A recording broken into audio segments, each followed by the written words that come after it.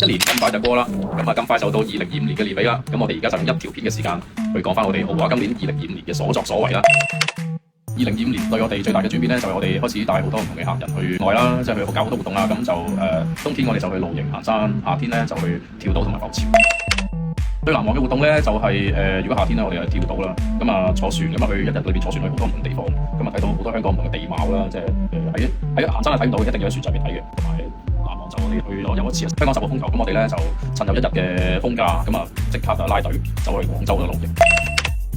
2025年最大挑戰啦，就而家好似我咁喺度拍緊嘢咯。咁啊，其實我係一個超 I 嘅人，我平時冇乜嘢講嘅，咁啊好中意獨處嘅，咁啊不過冇辦法啦，咁啊呢個時代嘅轉變，咁我都要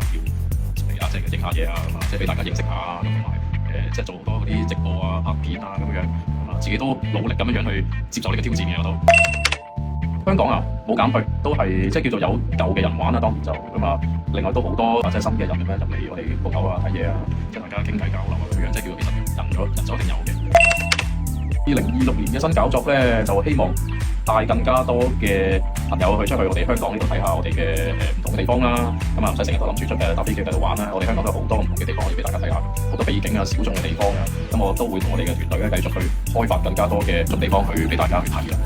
一條片講唔晒，2026年更加精彩。我喺呢一度感謝每一位2025年參加過我哋活動同埋上嚟買嘢嘅客人。2026年我哋繼續玩盡香港，記得 follow 我哋 IG。2026年有咩願望啊？2026年咁啊，梗係恆指升到3萬點，個個都賺到錢啦。